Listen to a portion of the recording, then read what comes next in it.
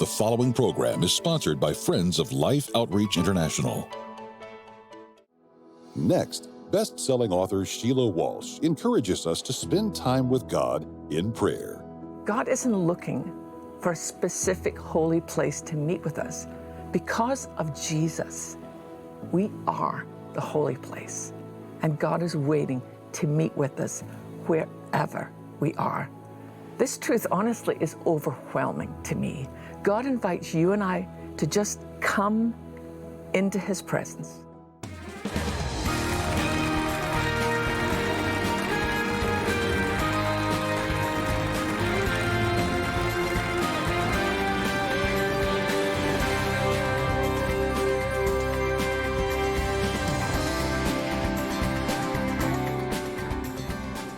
Hi, I'm Sheila Walsh. Welcome to Life Today.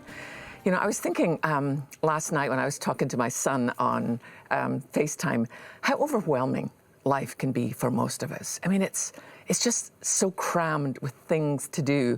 And sometimes it's hard to find the time, you know, the space or the place to really spend time talking and listening to God if we're not careful. And I totally get this.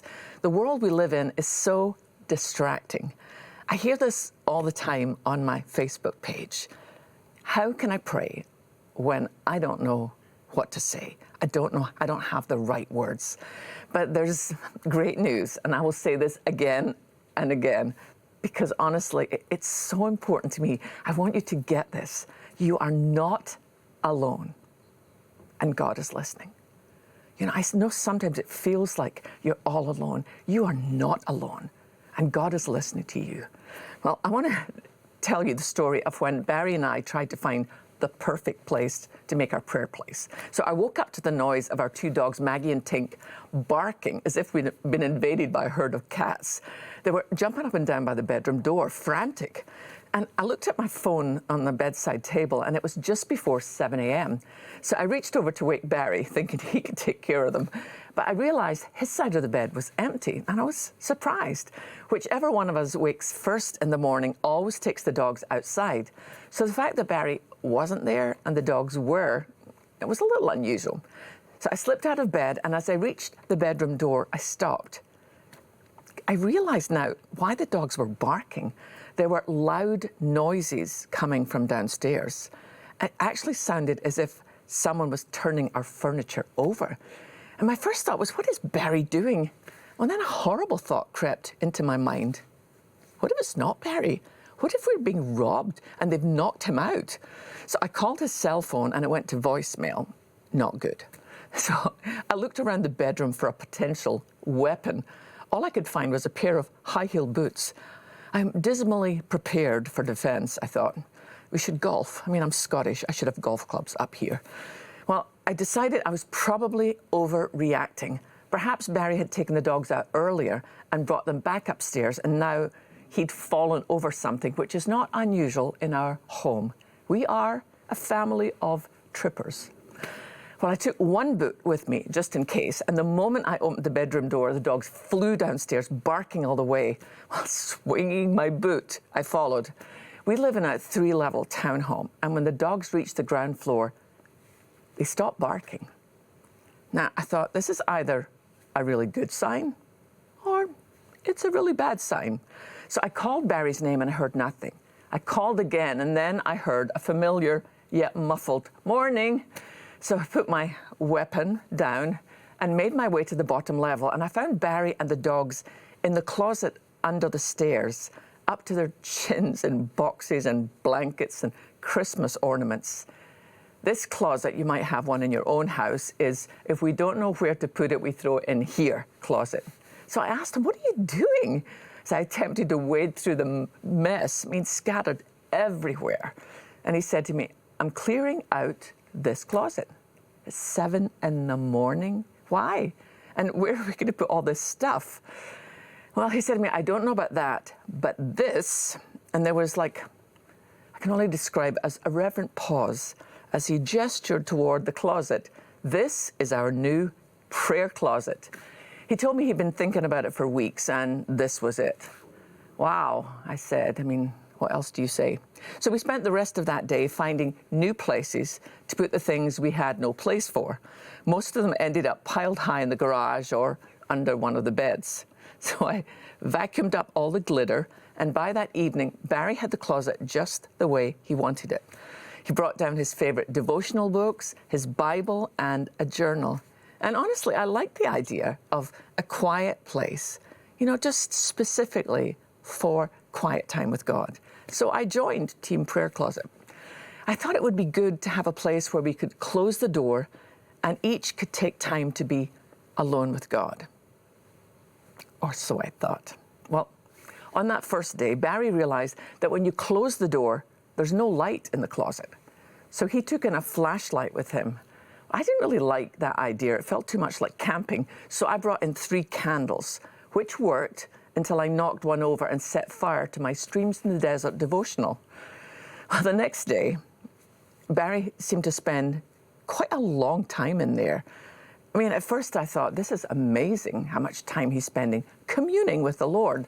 But eventually it was so long that I was a little concerned. So I opened the door, and as you probably have worked out, he was fast asleep on the floor with the dogs curled up beside him. So by the end of week 1, I'd banged my head on the sloped ceiling twice, had to open the closet door and let the dogs in every time, and discovered that I'm claustrophobic.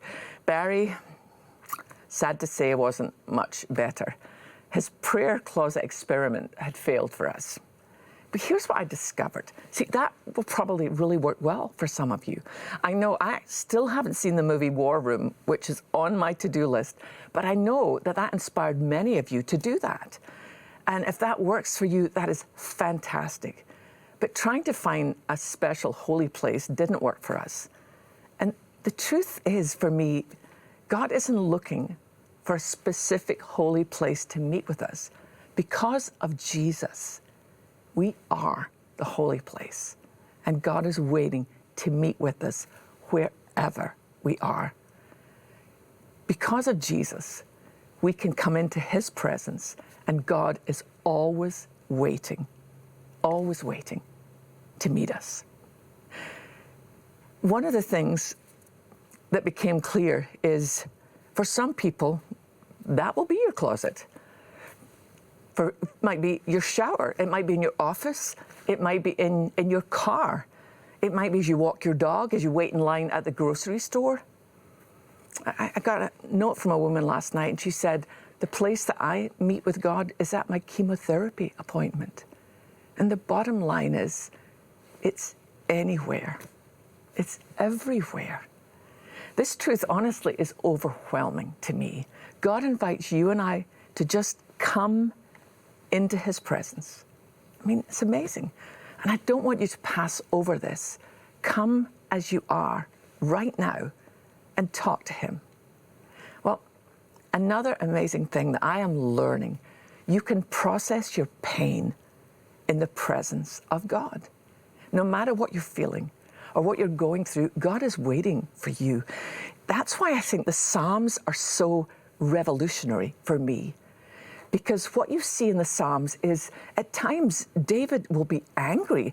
I mean, sometimes you want to almost kind of say, whoa, cool it a little there, David. He'll be saying like, smash their jawbones, crush their teeth. And you're thinking, oh, David, that's such anger. But here's the key to what David is doing. Sometimes we'll go to church and we think, well, the right way to pray is to use nice words and to be really careful in God's presence. But what David is doing is he's bringing all of who he is, but he's bringing it into God's presence. He's praying through his pain. If you are on social media much these days, you see a lot of anger. People are tearing one another apart, and not just in the secular world, but within the church, within the body of Christ. And I hate that. I don't think there's any place for that. And you'll say, well, so what am I supposed to do if I am angry? If I read something that somebody wrote and I'm angry about it, talk to God about it. Process your emotions in the presence of God. The Bible is full of God teaching us about prayer, how to pray. I mean, if you look back at the Old Testament, those who lived before the time of Christ could never have imagined such an invitation to come before God just as they were and talk with Him and have a relationship with Him. Back then, people had no direct access to God. Yet God wanted His presence to be with His people.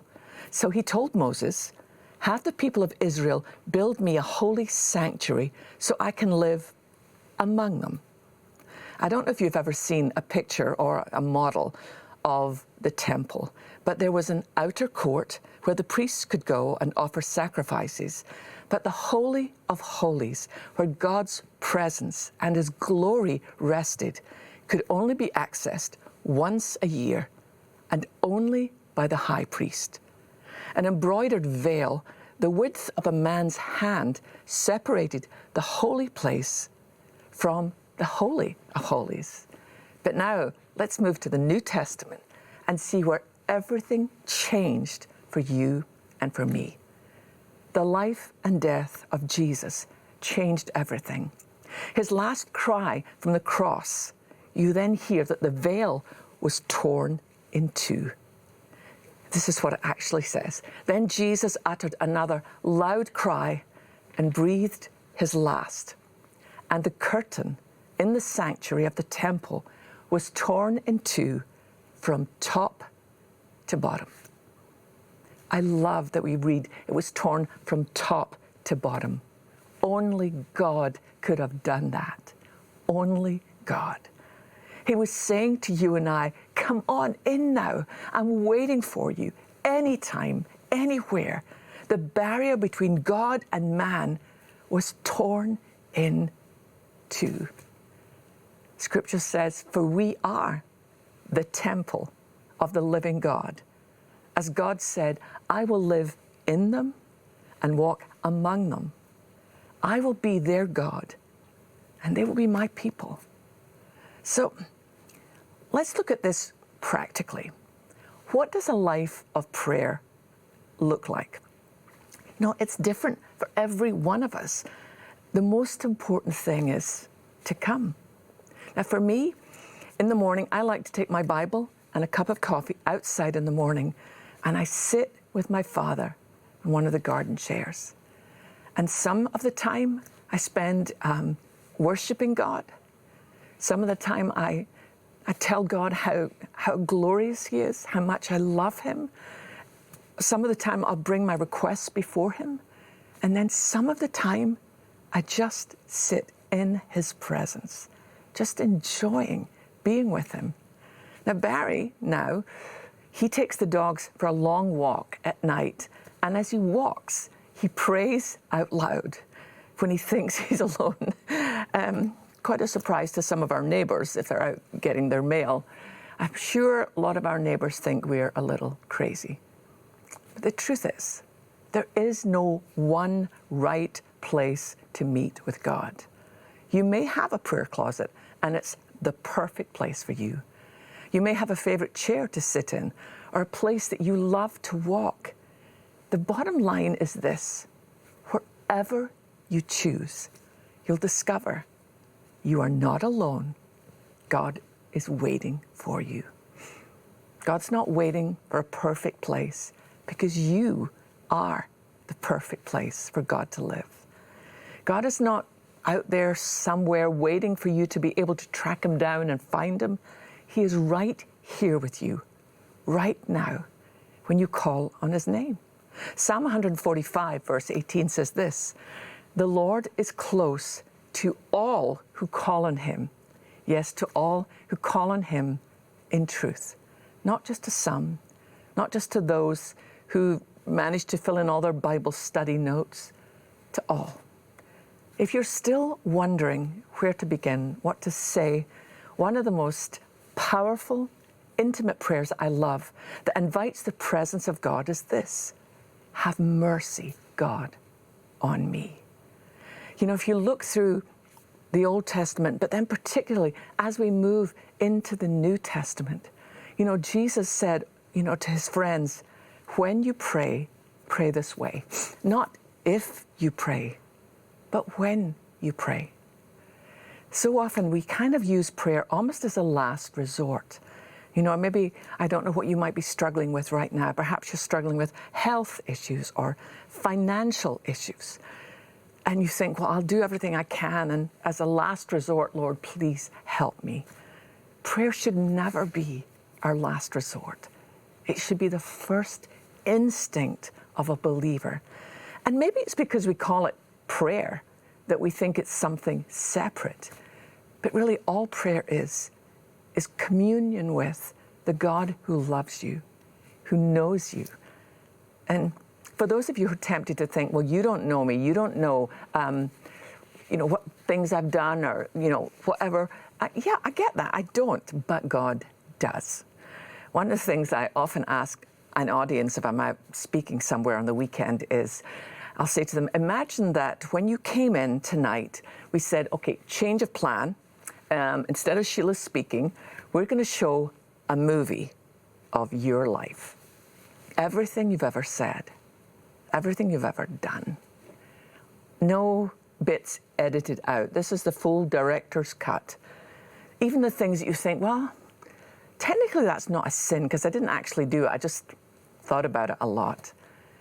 But how would you feel if you had to sit in a room with others and a movie of your entire life was played out? You know what the good news of God's word is? The good news about our faith is this: God has seen your movie and he loves you. Do you get that? There's nothing you've ever said or done. There's nothing that you've buried so deep that God doesn't know about. And that's why I talk often about processing your pain in the presence of God. There might be some things in your life that you think, I can't talk to anybody else about that. You can talk to God. You can bring your failures, you can bring your fears, you can bring it all into his presence. If you're angry with God, if you're disappointed with him, if you even wonder if he's listening, you get to tell the truth. That's why I always recommend reading the Psalms. Whatever you're going through, you will find a psalm that reflects that. I love what Augustine said. When you read the Psalms, it says, if the Psalms lament, then you lament. If it shouts for joy, then you shout for joy. If it cries in pain, then you cry in pain. All of human life is expressed in the Psalms. And God gave us those Psalms to give us language to be able to pray back to him. Honestly, when you spend 2 years researching a subject, it changes you. And that's why I'm so excited to be able to share my new book with you, Praying Women, How to Pray When You Don't Know What to Say. And I'll be thrilled to get a copy to you. And I pray that it will change your life as it's changing mine. But first of all, I want to ask if you will help us with something. For years, James and Betty have faithfully gone to wherever the greatest needs are in the world. And they've brought them back and shared them with you and me, where there's a need for clean water. So many mothers at this very moment are on their knees asking God, please, would you send someone who will help us get clean water? Well, you and I can be the answer to that very prayer. Will you watch this with me now? Thank you.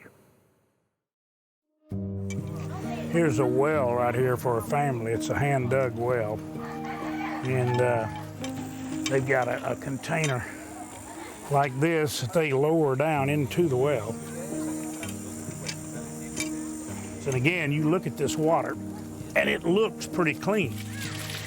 But it's actually got sewage in it. And this is very, very typical of many places near population centers.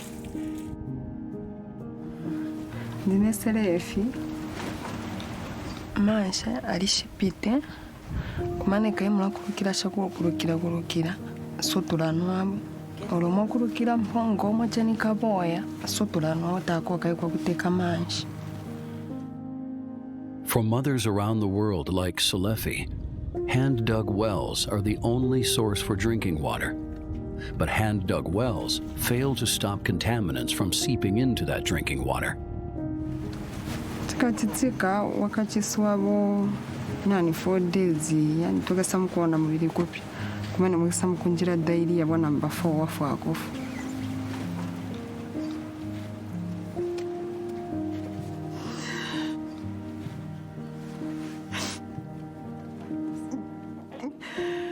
The death of a child is always tragic.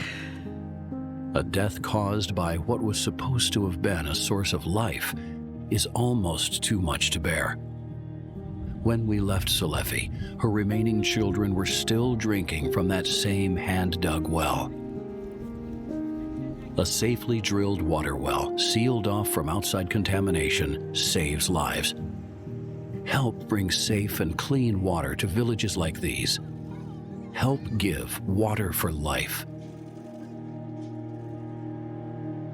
I had the hardest time that morning with Selefi because obviously she gave the water to her children, and it was like everything inside me wanted to say, stop, don't do it. But that's just so naive of me. That's all she has. She knows the potential that's in that water. And one of the sad things she said, I don't know if you picked it up from watching that, was, I take the dirty things out. Because I watched, the water as she would pour it in, and, there would be obviously bits of waste in there and bits of, leaves and things, and she would remove those with her hand, thinking that now the water was cleaner. But you and I know the water is not any cleaner. That is potentially deadly, and it's all she's got. Now, Jesus said this himself, I was thirsty, and you gave me something to drink. And it says, that when this life is over and we're finally in the presence of the Lord, and when he says that to you or to me, I was thirsty and you gave me something to drink, that you'll say, Lord, when did I do that? I would love to have given you water, but when? And Jesus said, whenever you did it for the least of these, you did it for me. If you ever wonder how you can bless the Lord with your life, it's by doing what Jesus asked. He said, I was thirsty, and you gave me something to drink. And that's what's happening to all these mothers. They know their children are thirsty. It's so hot. When we were there in Africa, it's so hot and dusty and dry. And so the children want to drink water. But in some of these villages, the only water the mother has is that filthy, contaminated water. They have no choice, but you and I can help. The fact that Celeste was born in Zambia, Africa, and I was born in Ayr, Scotland, had nothing to do with either of our choices. That's just where we were born. From the moment I was born, I had access to clean drinking water. From the moment Celeste was born, she did not. Do you know that she has never in her life tasted clean water? And neither have her children. So let's change that. Will you please help us? For $48, you can provide clean water for 10 people. $144 provides clean water for 30 people. You can put a whole well in. You could even do this as a church group or a Bible study group. $4,800 will put a well in a village that will give clean water to the whole village for the rest of their lives. And for any gift at all, we'll send you my book, Praying Women. I know you don't do it for the gifts, but we want to bless you. But please, please, let's change this. Will you go to your phone and make the best gift you can? Let's give Jesus clean water.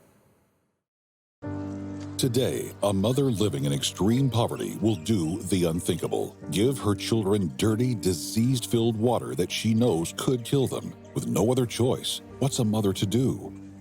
With your help, clean water is on the way. Mission Water for Life is the answer to a mother's prayer to save the lives of her children, to offer them a bright future free from the fear of death.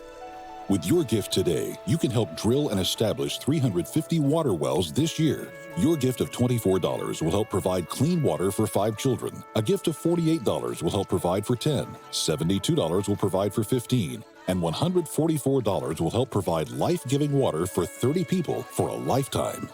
With your gift, we'll send you Praying Women, How to Pray When You Don't Know What to Say. In her new book, Sheila Walsh shows you how to reignite your conversation with God to become a strong praying woman. With your gift of $100 or more, please request the Power of Prayer bundle. This bundle includes a cozy throw blanket adorned with words of the Lord's Prayer, a decorative pillow cover, as well as Sheila's book. All three are encouraging reminders of how there's power in your faith-filled prayers.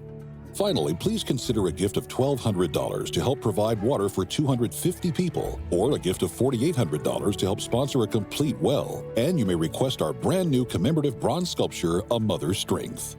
Please call, write, or make your gift online. The water behind me has already taken the lives of 2 children that we know of. I know because I just left their parents and their younger remaining sister in their graveyard. It's not right that children should die, and it's not right that they should die with a waterborne disease that we can so easily stop. Let's give them fresh water. Let's give them water that will not kill them. Let's give them water that will bring them life. Let's give these children a hope and a future by giving them clean drinking water. Go to the phone, go online, do it right now, make the best gift you can. Help us bring this village and so many other villages like it a source of fresh, clean water. Let's give them water for life. Let's give them a hope and a future. We can do it with your help. Thank you. Thank you so much. From James and Betty and all of us here at Life Today, we're so grateful for your faithful partnership through the years, but we can't stop now. You know, we want to be able to put a clean water well in villages around the world where children are literally dying simply because they've never had a cup of clean water. So if the lines were busy, keep calling, and for any gift at all, I will love to send you my brand new book, Praying Women. If you're able to give $100, we will send you the Power of Prayer bundle. But whatever you do, I just pray that you will do something in Jesus' name. Let's let Celeste know God heard your prayer and He sent us. Till next time.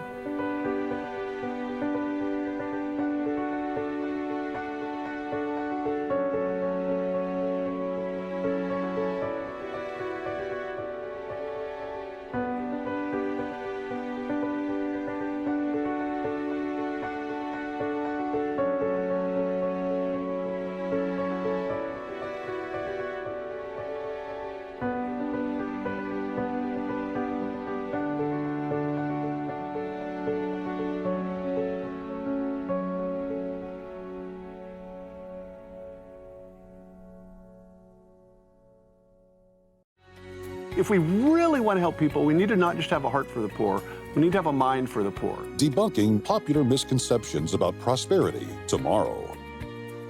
Life Today is made possible by the supporters of Life Outreach International. Your gift will be used exclusively for the exempt purposes of life. The ministry features specific outreaches as examples of the programs it supports and conducts. Gifts are considered to be without restriction as to use unless explicitly stipulated by the donor. The ministry is a member of the ECFA.